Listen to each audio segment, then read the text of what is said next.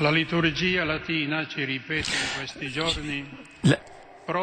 La liturgie latine nous répète ce jour-ci, Ore, venite oremus, le Seigneur est désormais proche, venez, adorons-le. En accueillant cette invitation, nous tous, nous nous préparons à Noël, renouvelons notre foi dans la présence de Dieu, dans l'humanité. Et dans ce climat de joie, je voudrais être l'interprète des sentiments des cardinaux, des représentants de la curie romaine et du gouvernorat de l'État du Vatican, ainsi que des représentants pontificaux dispersés dans le monde, qui voudraient vous manifester leur proximité et vous souhaiter les grâces du Seigneur. Dans cette rencontre de famille, nous voulons en plus vous renouveler notre engagement de service en rappelant de l'invitation de l'apôtre Pierre dans sa première lettre. Chacun agisse selon le don reçu, le mettant au service des autres comme des administrateurs de la grâce de Dieu multiforme. Sainteté. Une année s'achève, une année importante de votre ministère pétrinien, ici dans l'Ourbe. En tant qu'évêque de Rome, vous avez voulu suivre de près les pasteurs et les fidèles de ces communautés chrétiennes, avec une attention particulière pour les pauvres, pour ceux qui sont seuls. En tant que pasteur de l'Église universelle, vous avez voulu donner personnellement l'évangile du Christ au Mexique, à Cuba et aussi au Liban. De Beyrouth même, vous avez adressé un message de paix pour tous les peuples du Moyen-Orient. Renouvelons votre engagement pour la promotion de l'unité des chrétiens et pour le dialogue interreligieux. L'assemblée récente du synode des évêques sur la nouvelle évangélisation a fait l'écho en renouvelant cet engagement pour toute la Sainte Église. Sainteté, nous voudrions finalement vous remercier pour vos documents, la lettre apostolique Porta Fidei, avec laquelle vous avez ouvert l'année de la foi, et le motu proprio sur la nature intime même de l'Église. Pour les croyants, l'année de la foi pourra contribuer à renouveler avec le feu qui est encore allumé sous la cendre. Et il y a beaucoup de feu encore aujourd'hui. Faisons en sorte que sa flamme puisse briller de nouveau lumineuse face aux hommes d'aujourd'hui. Pour ceux qui ne croient pas, cette année pourrait peut-être faire arriver à ces gens un rayon de lumière pour comprendre les raisons pour lesquelles nous croyons. Et finalement, en deuxième lieu, le document sur la nature intime de l'Église qui rappellera toujours que le service de la charité est une dimension constitutive de l'Église et c'est l'expression à laquelle on ne peut pas renoncer de sa présence dans le monde. Saint-Père, au nom de toutes les personnes ici présentes, je vous remercie pour votre magistère lumineux et pour votre sollicitude pastorale. Bien sûr, les difficultés du moment sont grandes, mais la foi nous fait affronter ces difficultés avec l'espérance chrétienne. Oui, nous sommes spe salvi, en regardant Dieu Tout-Puissant, Seigneur de l'histoire. Chacun d'entre nous peut répéter avec les mots du psaume, « En Dieu, il y a mon salut, ma gloire ». Saint-Père, avec ces sentiments de joie, aujourd'hui nous avons voulu nous serrer autour de vous. Nous vous souhaitons tout bien et vous demandons votre bénédiction paternelle. Voilà le mot d'accueil du doyen du collège cardinaliste, le cardinal Angelo Sodano, au nom de tous ceux qui sont rassemblés ce matin pour les vœux de Noël du pape à la curie romaine et aux représentants du gouvernorat. C'est toujours un moment important pour les collaborateurs du pape et l'occasion pour Benoît XVI de revenir sur ce qui s'est déroulé au plan religieux mais aussi social au long de l'année. Nous nous apprêtons à écouter le pape.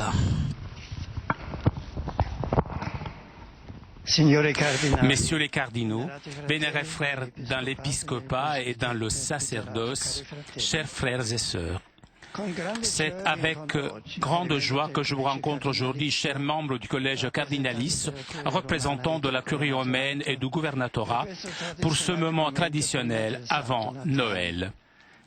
J'adresse à chacun un cordial salut, à commencer par le cardinal Angelo Sodano, que je remercie pour les belles paroles et les vœux fervents qu'il m'a adressés aussi en votre nom. Le cardinal doyen nous a rappelé une expression qui revient souvent en ces jours dans la liturgie latine.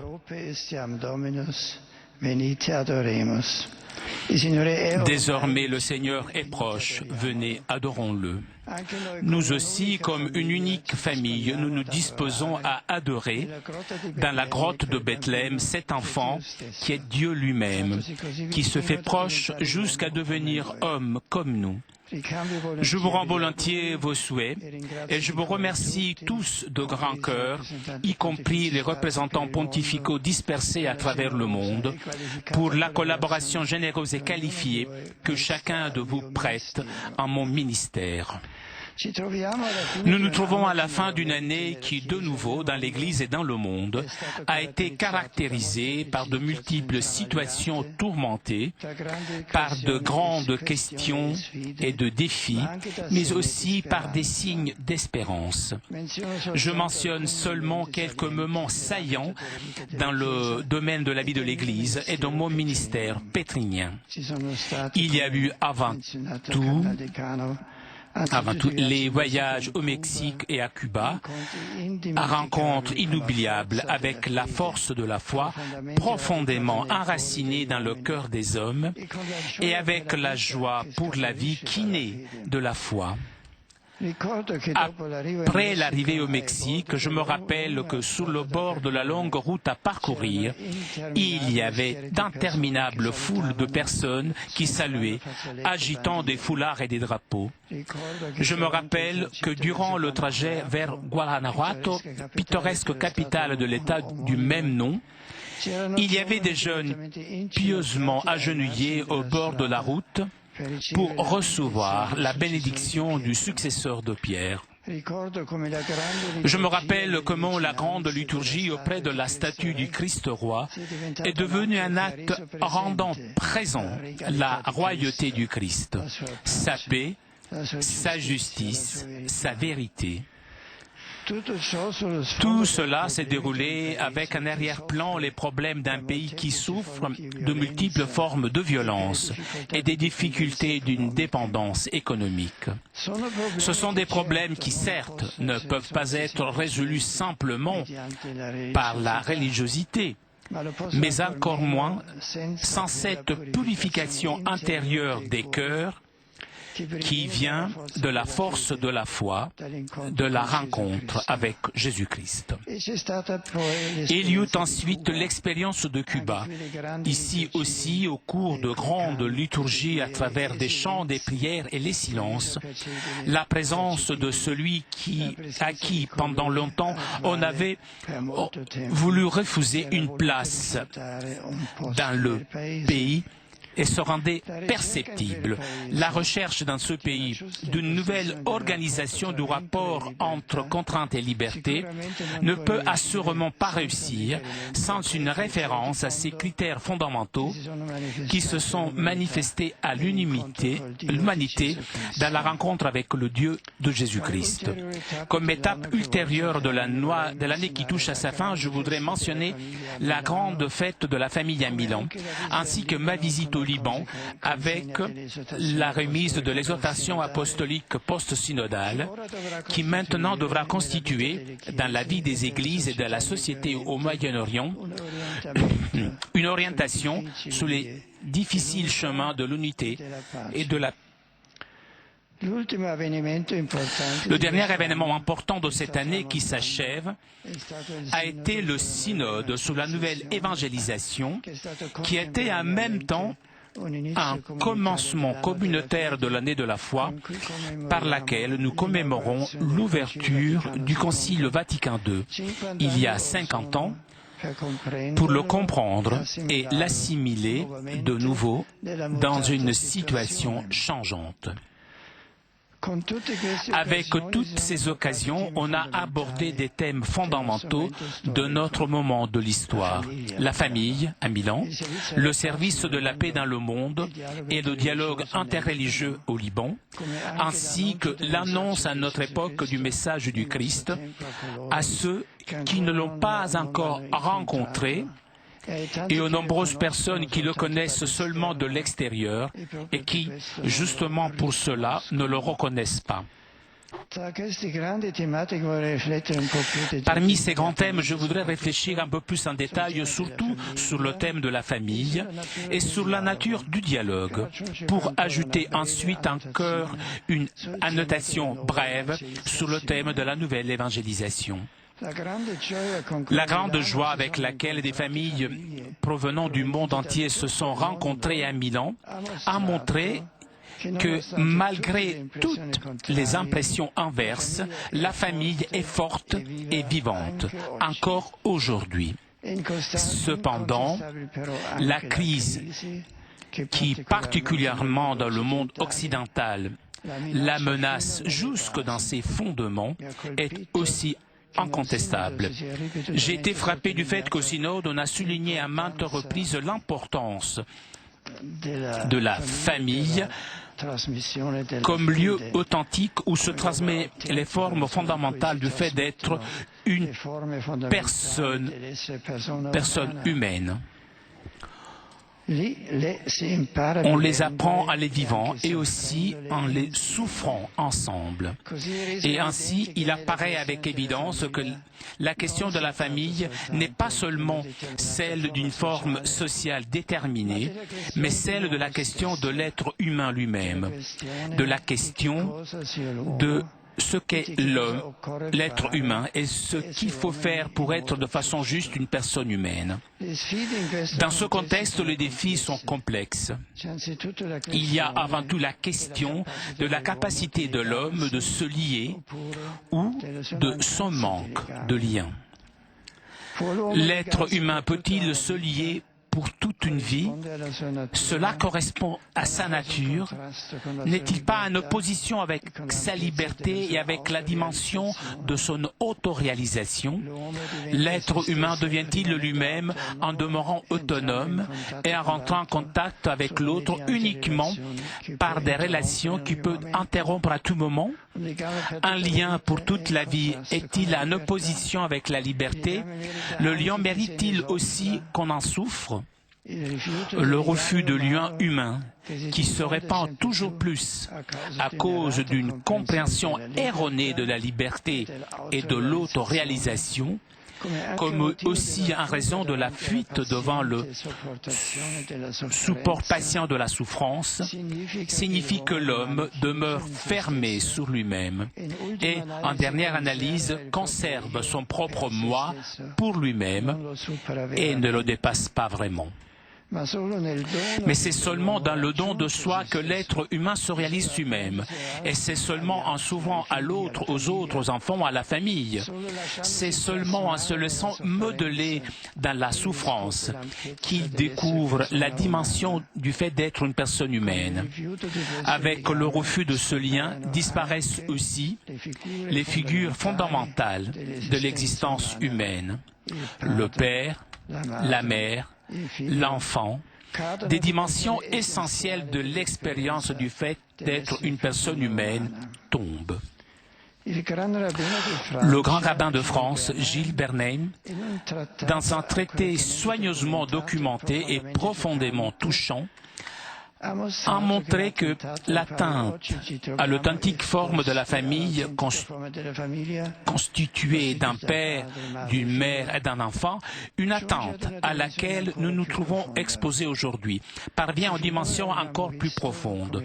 Si jusqu'ici nous avons vu, comme à cause de la crise de la famille, un malentendu sur l'essence de la liberté humaine, il devient clair maintenant que c'est ici en jeu la vision de l'être humain, de l'être même, de que signifie en réalité le fait d'être des hommes.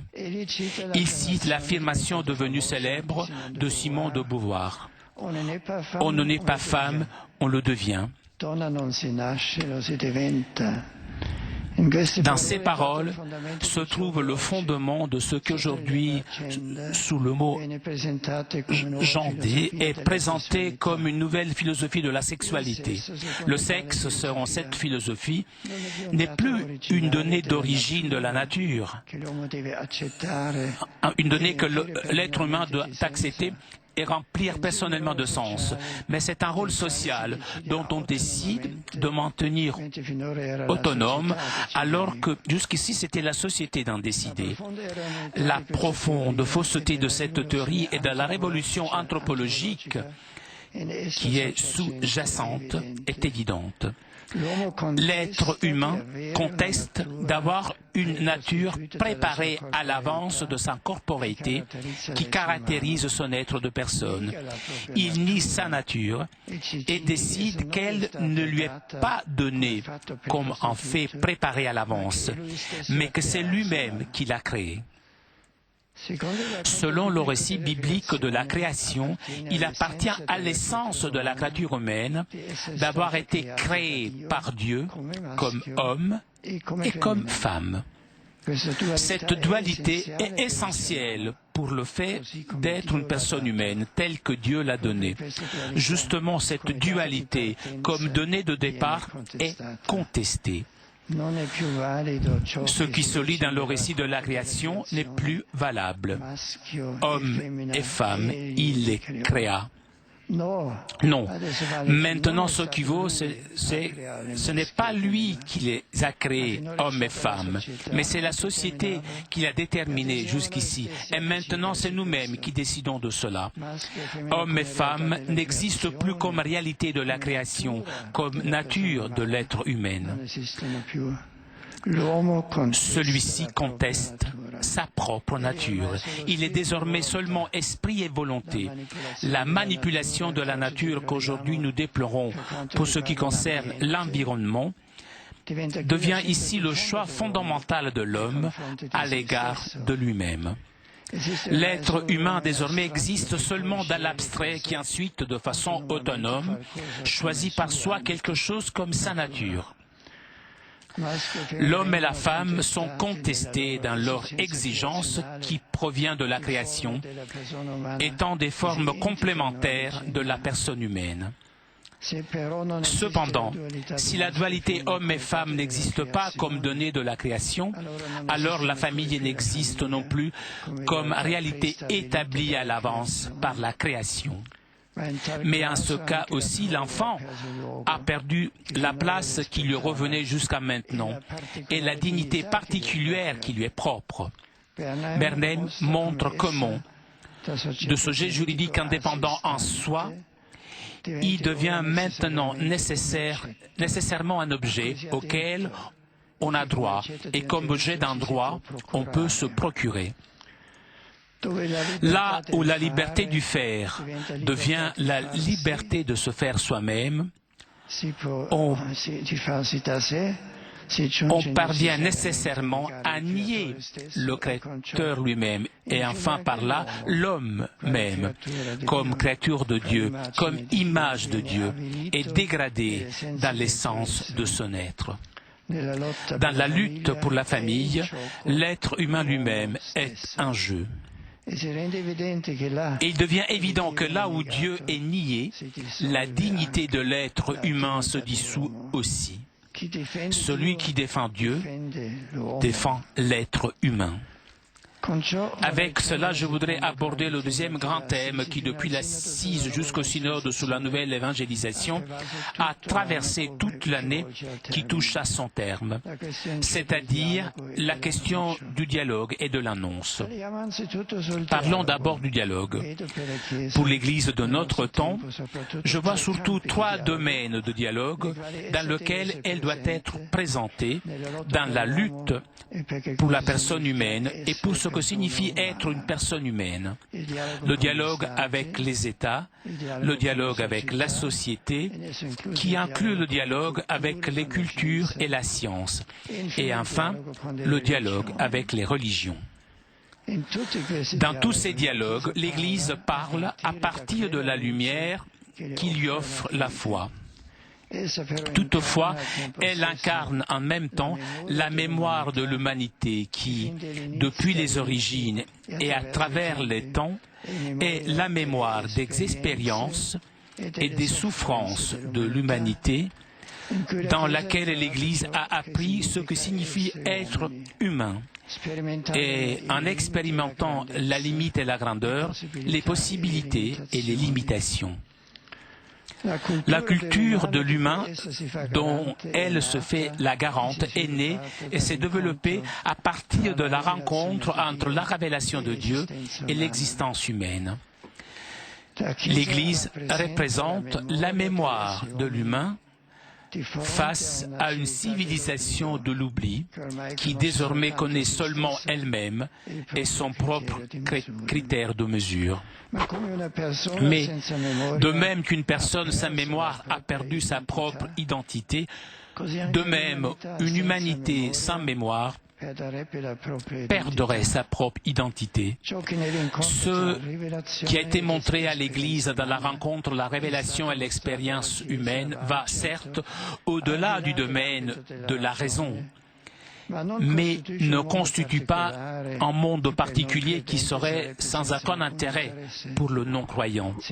Si l'être humain, par sa pensée, entre dans la réflexion et dans la compréhension de ses connaissances, celles-ci élargissent l'horizon de la raison, et ceci concerne aussi ceux qui ne réussissent pas à partager la foi de l'Église.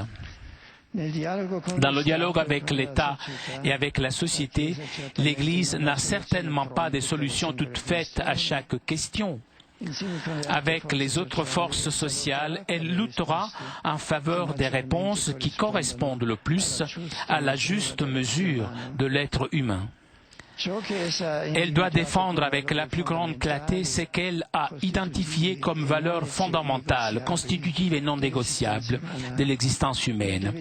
Elle doit faire tout son possible pour créer une conviction qui ensuite puisse se traduire en action politique. Dans la situation actuelle de l'humanité, le dialogue des religions est une condition nécessaire pour la paix dans le monde. Et il est par conséquent un devoir pour les chrétiens comme aussi pour les autres communautés religieuses. Ce dialogue des religions a différentes dimensions. Avant tout, il sera simplement un dialogue de la vie, un dialogue du partage pratique. On n'y parlera pas des grands thèmes de la foi, si Dieu est trinitaire, ou comment il faut comprendre l'inspiration des Saintes Écritures, etc. Il s'agit des problèmes concrets de la cohabitation et de la responsabilité commune pour la société, pour l'État, pour l'humanité. En cela, on doit apprendre à accepter l'autre dans sa diversité d'être et de penser. Dans ce but, il est nécessaire de faire de la responsabilité commune pour la justice et pour la paix le critère fondamental de l'entretien. Un dialogue où il s'agit de paix et de justice devient en soi, au-delà de ce qui est simplement pragmatique, une lutte éthique pour les évaluations qui sont les prémices à tout.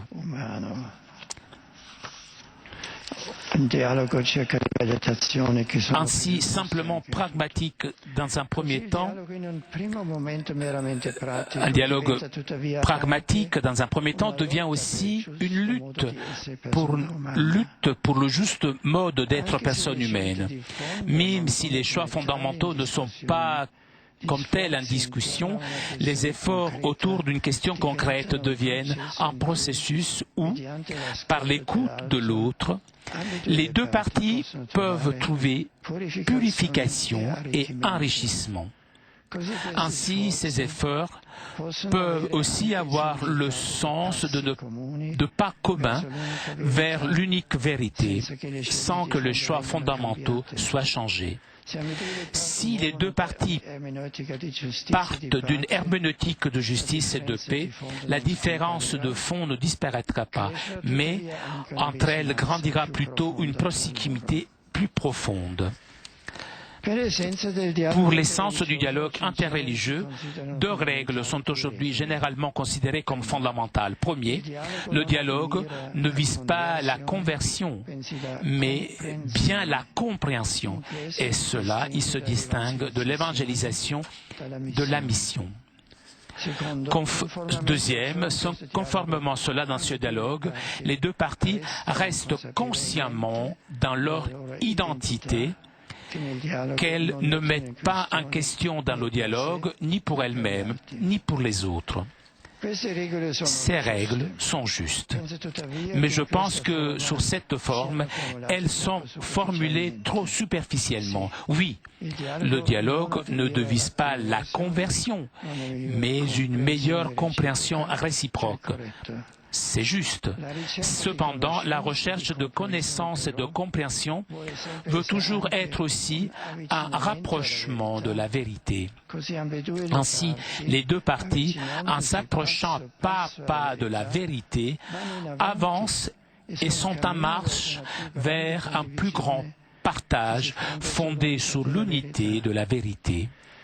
En ce qui concerne le fait de rester fidèle à sa propre identité, ce serait trop peu si par sa décision pour sa propre identité, le chrétien interrompait, pour ainsi dire, de sa propre volonté, le chemin vers la vérité.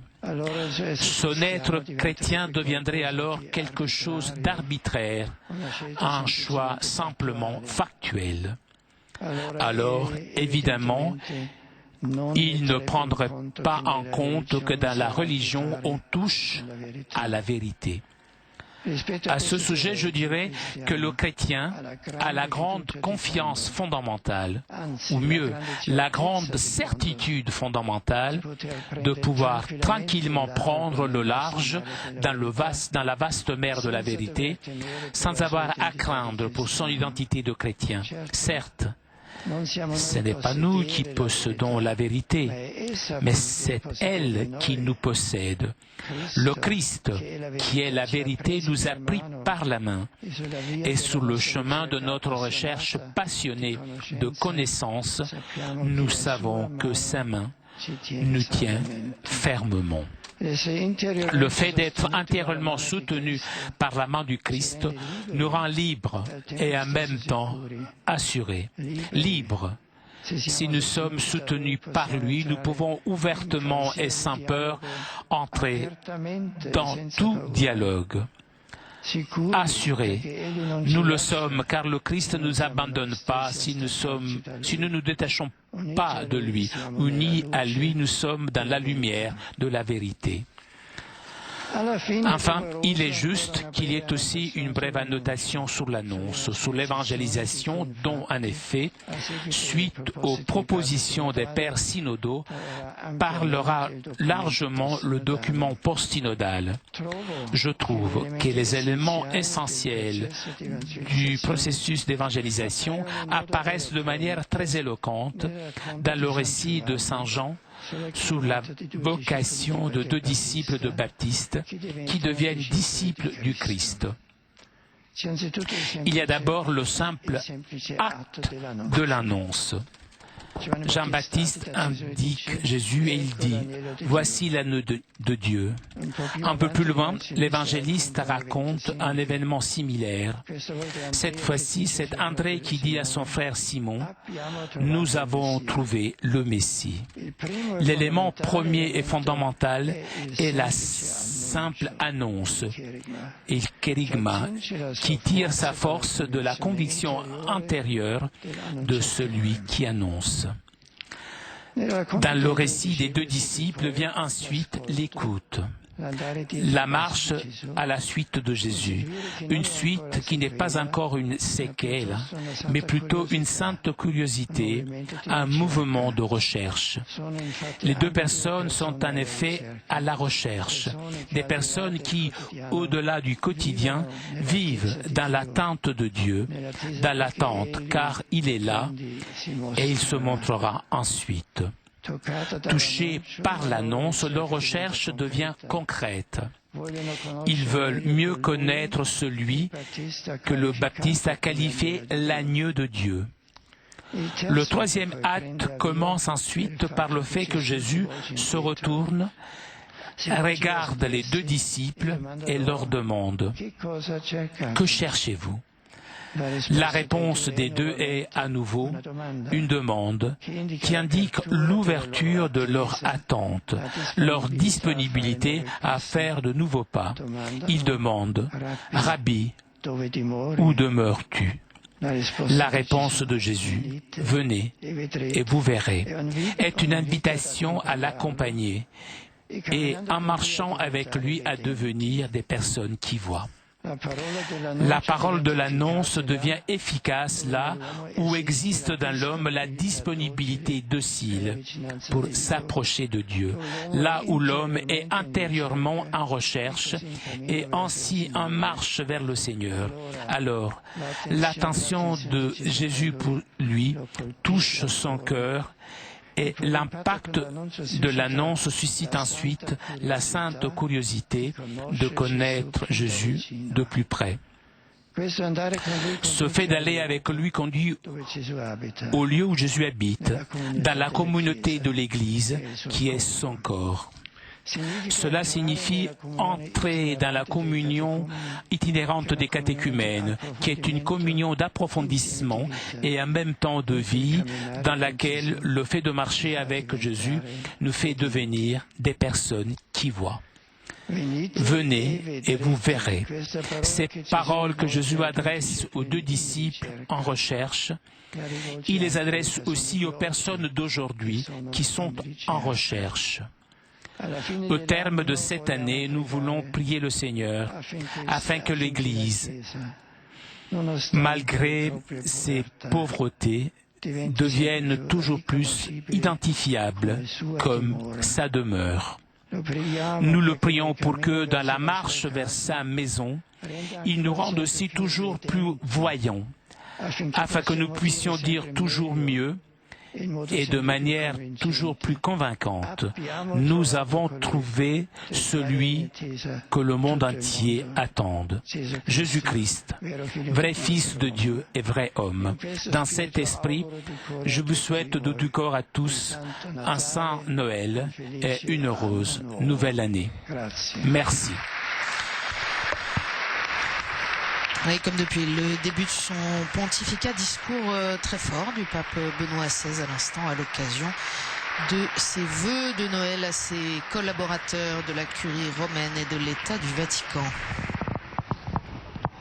Sit nomen Domini benedictum. Adiutorium nostrum in nomine Domini. Benedicat vos omnipotens Deus, Pater et Filius et Spiritus Sanctus.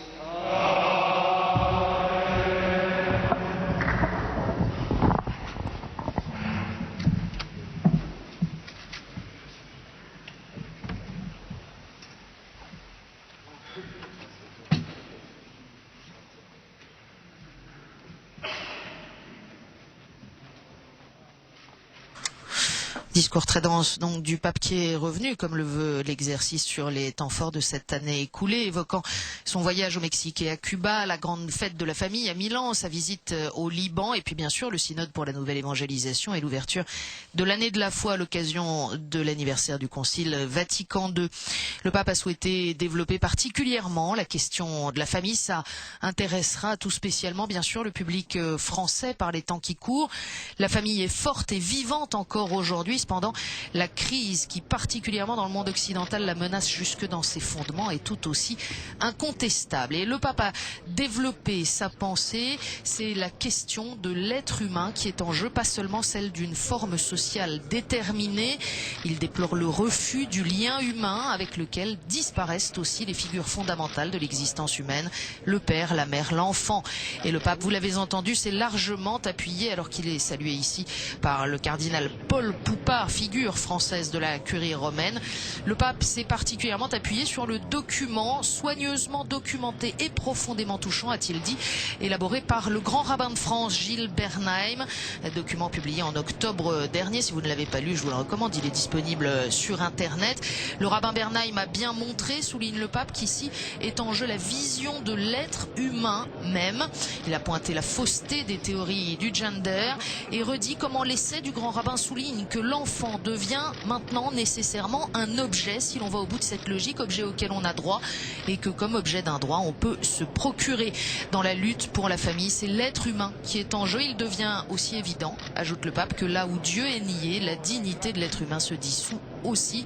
Défendre Dieu, c'est défendre l'être humain. Et alors justement, comment parler de Dieu, comment témoigner dans la société d'aujourd'hui? C'était le deuxième grand développement de ce texte. Le pape qui a voulu évoquer donc la question du dialogue et de l'annonce. 3 domaines pour le dialogue, celui avec les États et donc la société, et puis celui avec les religions. Et dans le dialogue avec les États et la société, le pape rappelle que l'Église n'a pas de solution toute faite à chaque question qui se pose et à proposer, mais qu'elle lutte pour les réponses qui correspondent le plus à la juste mesure de l'être humain. En tout cas, dit Benoît XVI, elle doit défendre avec la plus grande clarté ce qu'elle a identifié comme valeur fondamentale de l'existence humaine. Et puis, petite précision, Benoît XVI aussi pour le dialogue interreligieux. Aujourd'hui, il est fondé sur 2 règles généralement, explique le pape. Il ne s'agit pas de viser la conversion, mais la compréhension mutuelle. Et puis, dans ce dialogue, les 2 parties restent consciemment chacune dans son identité. Eh bien, le pape ajoute que sous cette forme, c'est formulé de façon trop superficielle. Bien sûr, le dialogue ne vise pas la conversion. Cependant, la recherche de connaissance et de compréhension veut toujours aussi être un rapprochement de la vérité. Et le pape qui rappelle que ce n'est pas nous qui possédons la vérité, mais elle qui nous possède. Cela dit, le fait d'être intérieurement soutenu par la main du Christ nous rend libres et en même temps assurés.